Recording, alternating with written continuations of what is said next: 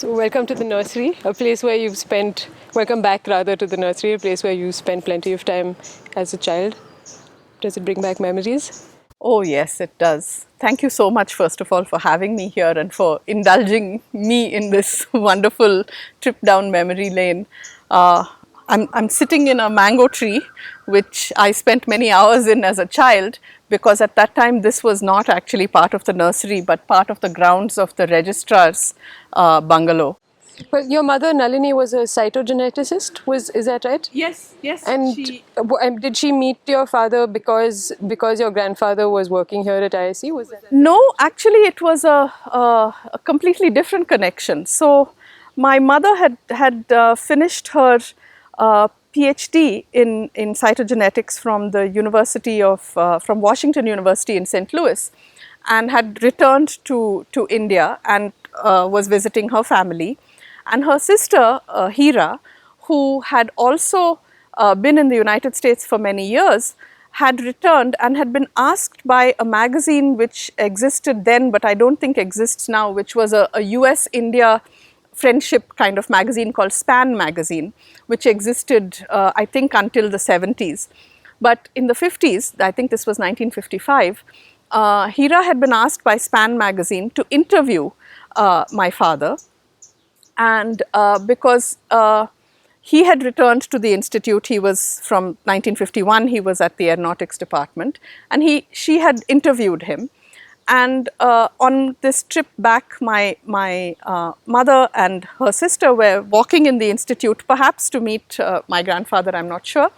But they happened to right outside the aeronautics department. Who says love can't bloom in the aeronautics department? They bumped into my father and they were introduced, and very shortly thereafter they decided to get married. Yeah. After you lived here on campus, did your mother also did she spend plenty of time, at the nursery or Yes. thinking about IISc's, well, not thinking about, but working on IISc's landscape as well? Absolutely. She was passionately involved in the landscaping and in being able to grow things and suggest things to the nursery. There was always, somebody in charge of the nursery, but my mother took a very active interest because she really, she had an eye. She had a real flair for being able to put the right thing in the right place. And also the knowledge, because of her growing up with my grandfather. I mean, basically, there was no chance to not know the Latin names of everything around you. I remember him very clearly teaching me my first Latin name of a plant, Jatropha podagrica. I remember it's a little euphobe plant. And so yes, she was very passionately involved in working in the nursery. She loved working with her hands in the garden, and so one of our first activities as kids was to go out, dig a bed, plant things, make sure that they came up properly and that they were looked after and not killed off. And so she did lots of things, like for example, the guest house was newly built soon after we moved into the director's bungalow. And she played a very active role in landscaping that and making sure that the right plants were placed. And also in making sure that there were good plants, not only that the propagation of rare plants took place in the nursery, but also that things for shows, for example, Founders Day and many other occasions, that there were always nice flowering plants available for the institute to use for its official functions. Well, did your mother Nalini's love for plants infect your father as well? Oh, absolutely. He could not get away from it, because that was a lot of what we talked about was plants. And and if he went anywhere new, my mother would always give him a list of plants that he had to source and bring back or have sent, which was in a sense carrying on the tradition that my grandfather played. How did your father make the decision to go to Caltech after he'd completed his MA in literature? Right. What were the series of events that led to him choosing to go to Caltech? So, I think it was around, this was in 1945, and so the war was over, and it was clear that India was going to be getting independence, and a decision had been taken at the government level that they were going to fund 1,000 Indian scholars to go to Europe and to the United States to train for the newly emerging India, because there was going to be need for technical capabilities that didn't exist. So my father was one of those who got one of those scholarships, and so I guess those scholarships came with some kind of a bond that you had to return to India, sensibly enough, because they were really being funded in order to acquire skills that were going to be required. So my father was lucky enough to get one of those scholarships, and he had decided to do aeronautical engineering after his he had done a degree in engineering in Punjab, in Ludhiana, and then he had done this MA in literature. But while he was an engineering student in 1942, he had actually come to HAL, which had been set up, of course, to fix British warplanes during the war. And so he had done this internship on the shop floor there, and was fascinated by aeronautics, and which engineer at that era would not be. So he wanted to do aeronautics engineering, and so he chose to go to the United States, and he was placed in Caltech. But when he got to the United States, so in 1945 he went on a troop ship which was returning to the United States. And when he arrived in New York, they were told that Caltech was not yet ready to accept new students, because they were also recovering from the war. And so he was placed in Minnesota for, I think, a year and a half. And so he went there and he did a master's, but then landed up at Caltech, and wanted very much to work with Hans Liebmann. But Professor Liebmann, I think in his obituary also, Professor Liebmann has written about this, that he'd had a not very good experience with a previous Indian student, and so he wasn't really very keen to have an Indian student, because he thought he was going to be somebody who didn't want to work with his hands. And of course that was not true of my father. So he was lucky enough to be Liebmann's student, and stayed there till 51, when he had to finish up and come dashing back to fulfill the terms of his bond, and got a position here as a scientific officer in IISc, and that's where he stayed, never wanted to leave. So we're here at the place on campus where you were born and where you spent the early years of your life. Yes. What more can you tell us about the time that you spent here? This is a wonderful house, bungalow number 11, and in many ways it's just as it was. The new refurbishments are beautiful and simple, and I recall it almost exactly as it is, but not so paved. And I remember it very well, because I would run through the fence over there to go and visit the family of Mr. Raghavendra Rao, who was the librarian at the time. And even though I was very little, I have very clear memories of it. And I have a very clear memory of, for example, walking with my grandparents the day that we moved house from here to bungalow number 5, following the moving van, holding my grandparents' hands. Okay. Yeah. So Satish Dhawan happened, I mean, when by the time that he was appointed in charge of ISRO, he was also the director of IISc. He was also associated with NEL, and also scientific advisor to the Prime Minister. And considering that he had an extremely hectic professional life, did he manage to find time for his family? Yes, he did. He was a very involved parent actually, especially in the early years. It's true, after 1972, things got very hectic because he had all of these different roles to play.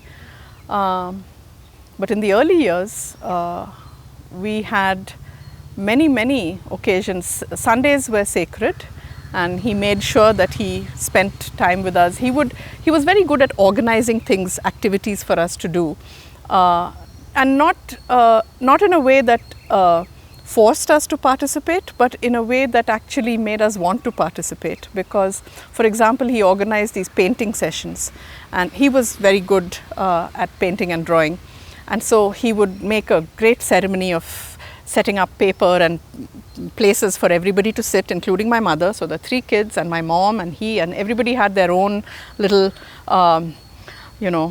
paper and pens and paints and water to do watercolors with. And he would just start, and of course, so we wanted to do what he was doing, so we would hang out, and then we were encouraged to essentially let our own creativity free. So it was marvelous. He even at the busiest times after he became director and chair of ISRO, and for example, one year stands out very starkly, which was 1972, when he just taken over the ISRO chairmanship, and he was asked by the government to head an inquiry, kind of a commission into the safety profile of the Avro, which was a very widely used aircraft. And so he had to travel a lot to actually meet with people who had been using the aircraft and to investigate. So and it was the early years of his work in the space program. So it was very hectic. But as I recall it for us, it's only in retrospect that I realize how crazy it must have been for him. Yeah. We didn't feel it. We felt he was always there for us. And he was always interested in what we were up to. He was never prescriptive.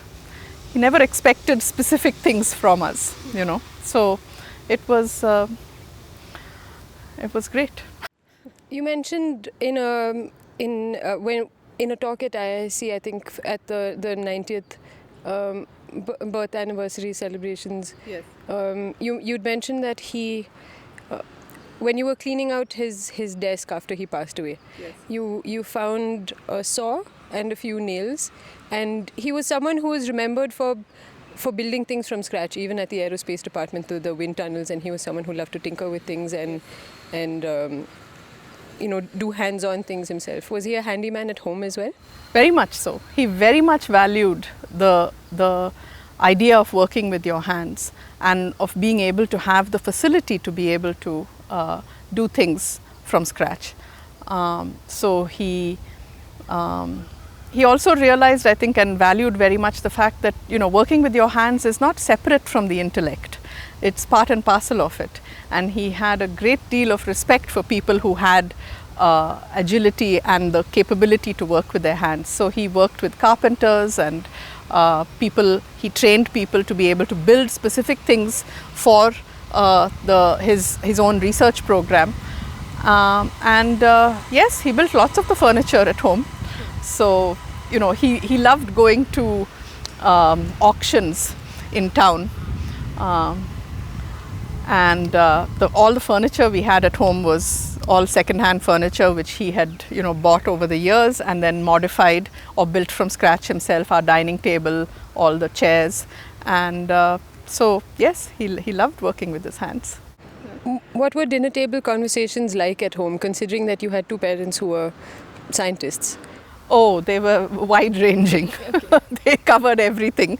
There was a bit of science, but there was also, lots and lots about plants, because my mum was always talking about plants, and my grandfather, her father, lived with us. Yeah. So we talked a lot about plants. And we talked about flying, because my father was, keenly interested in flight. and in the actual process of flying actually, because he had, when he was a student, he'd gotten a pilot license, and my brother joined the NCC in order to be able to train and get a pilot's license at Jakur. Okay. So we would talk about that, we would talk about art, we would talk about books, we would talk about silly things, family, and so they were, you know, they were not specifically focused on science, no. Okay. It happened to be there as well. Okay. Yeah. I asked earlier what dinner conversations were like. What languages were they in? Considering that your parents both came from different regions in India, and both. Well, you mentioned that that your grandfather came from an area near Kundapur. That's right. And your mother's family spoke Konkani. That's right. What about your father? So my father came from the Northwest Frontier Province. His parents, his father came from Dera Ismail Khan, which is near Rawalpindi, and he grew up in Lahore and in Kashmir because that's where his parents were from, and in fact we had tales of his growing up in his maternal grandfather's house, where each of the grandchildren were given a fruit tree. And you know, to us living in sleepy South India, the notion of a child being given a pear tree or an apple tree or an apricot tree was just glamorous and distant beyond belief. And so when we were growing up, in fact, my mother tried to recreate that for us by planting 3 little cherry trees, which I hope are still there. But yes, so the conversations were actually in English, because even though my mother made heroic attempts to speak Hindi to us, I mean, her Hindi was passable, not great, but she tried to speak Hindi to us till we were 3. And so at home, conversations when we were little were in Hindi. But then the moment we went to school, which was an English medium school, we just dropped the Hindi and went straight to English. So most conversations were in Indian English, basically, and with, you know, bits of Kannada and Tamil thrown in, and Hindi and Konkani. I miss hearing Konkani because it's a wonderfully expressive language. How did they navigate cultural identity while raising the 3 of you? Well, you know, I mean, both of them came from families which were very rooted in their own identities, and you know, one very Punjabi and one very Mangalorean. But they also, both families were very modern, and so they were not traditionalist in any sense. So our cultural identity was, I think, one of so many at that time, which was, you know, the changing face of India. So we were, in that sense, I think, because we grew up in the South, we were very different from our cousins who were all in Delhi, and we felt very South Indian to them. But and we didn't hear much Punjabi except for the occasional unprintable word which would which my father would use when he was driving the car, which, as you know, when you're driving a car, your personality changes. So that's the Punjabi that we heard. But otherwise it was mostly, you know, we spoke Kannada and Tamil around here because we, you know, that's where we were. Not superbly well, not literary, very street level Kannada, but that's, yeah. Okay. So Rodam Narasimha had mentioned to us that that your father loved to read. Yes. What were his favorite books? Oh, he just read voraciously. He was a very wide reader. So as a young man, he read a lot of political theory and literature. He has a master's in literature actually, which was, I think, a stopgap arrangement for him while he was deciding what he wanted to do after his engineering. He took an MA in English literature, and I think that hooked him on. So he read everything. He read biographies, he read fiction, he read history, He loved poking around in second-hand bookstores, and in those days there were several in Bangalore. Select Book House in MG Road area was one of them. Later on, of course, not a second-hand bookshop, but Premier, which sadly shut down a few years ago. Mr. Shanbag, what a wonderful man. And also,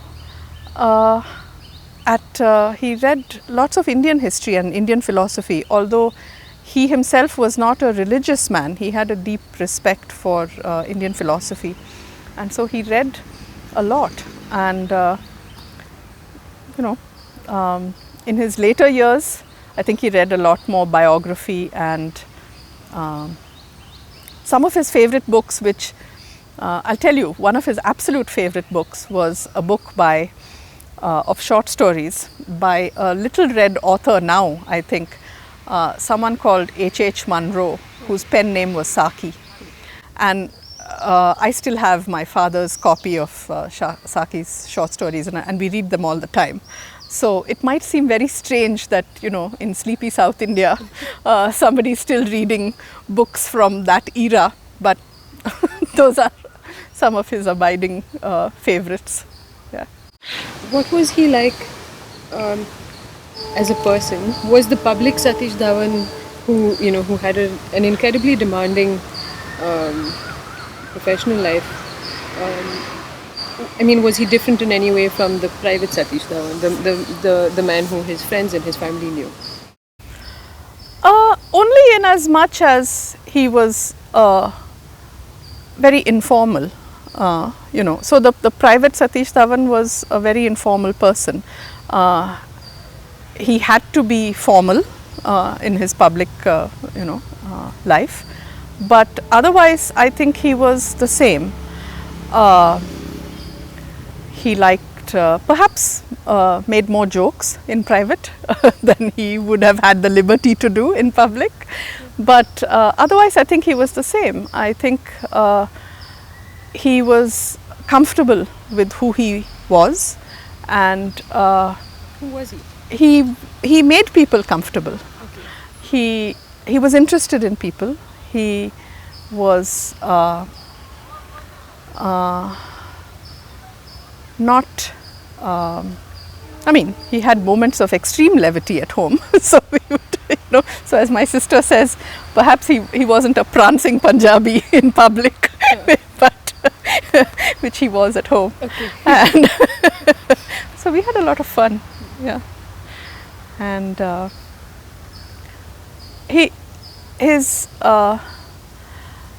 think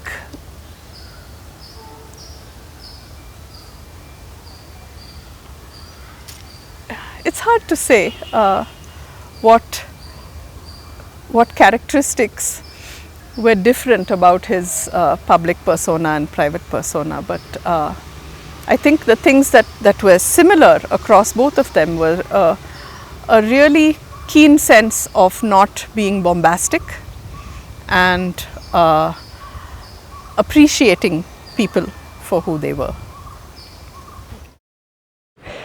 How did your father spend his time after he retired? After he retired, he still continued as a member of the Space Commission for a few years, and he would go to the office every day for a couple of hours at least, well into his 70s, I think. But most of the time he was at home, reading, moving furniture. He liked rearranging rooms and sort of participating in family life, and he had too much time on his hands, I think. He felt. How did he deal with it? Well, he met people, he talked to people, he read a lot. He didn't write a lot, and I've often wondered why. Many people have asked me, why did he not write more? And I've pondered on that quite a bit, because he always had an opinion about lots and lots of things, but he never wrote. And I think he had a feeling that he didn't want to set down anything which would be taken as the last word on anything, you know. So he was quite reticent about prescriptions and writing things which might be then someone might feel obliged to take forward. So yeah, he read a lot. They liked going to movies. In the later years, not so much going out. His eyesight was not so good. So, but just a peaceful retired life. When my brother lived here for a few years when his daughter was little, and so my father was a very involved grandfather, and he had his granddaughter's whole day planned. He would go and pick her up from school and come back, and he had a little clock which he had prepared so that she was fed her meals on time, and so all very organized. Yeah, just a peaceful retired life. Came and spent some time with us in Hyderabad. Was quite involved in troubleshooting and acting as a sounding board for my sister's ceramic sculpture and her studio, and while she was running the pottery out on the Kanakpura road. So it's been about 15 years since he passed away. That's right. How do you think? Do you think he'd be pleased about where India's space program is today? How do you think he'd feel about that? Oh, I think he'd be delighted. There have been serial successes, and it's been, you know, the moon mission, the Mars mission, the serial successes of the PSLV and now the GSLV, and all of the spin-off technologies that have had such a huge social impact. And I think what the Space Department stands for, which is the real dedication and the ability of both the leaders and everyone in the Department of Space and ISRO, how enormously well-knit a community they are. I think he'd be delighted to see that, and how ISRO seems to stand for something beyond just its technical capabilities. It stands for a model of how you can actually run an organization, and I think he'd be very proud of his successors and of all of the things that the space program has stood for. And I think he would also be very pleased that it is something which is still largely a civilian space program, which is something very important. How do you think your parents, both your mother and your father, have influenced you in your professional life as well as in your personal life? Oh, I mean, it's so hard to tease that apart in every possible way. I think personally, they stood for a very strong egalitarianism and a notion that people need to be seen for who they are and not representative of a particular class or culture or anything, but just directly as human beings. And I think that that's something which all of us have valued a lot. But also, you know, in the more simple ways, which is the enormous sense of humor with which they encountered pretty much everything that, you know, came their way, and their ability to take things lightly and not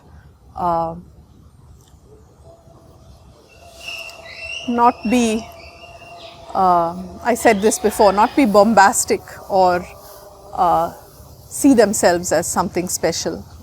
I think that was something very important to all of us. What do you think has been your father's biggest legacy? And how would you like him to be remembered? His professional legacy, of course, is there for anyone to see. At a personal level, I think, you know, he had so much charm and grace, and a sense of fairness. So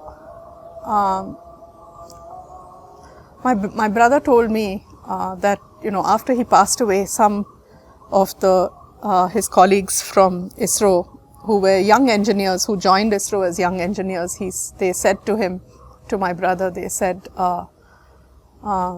that we joined when we were just boys, but he made us human beings. I think that's a legacy. It's not about technical prowess and about intellectualizing, but I think about being an example that people would like to emulate, not for the sense of power, but for the sense of humanness. And I think that's how I'd like him to be remembered.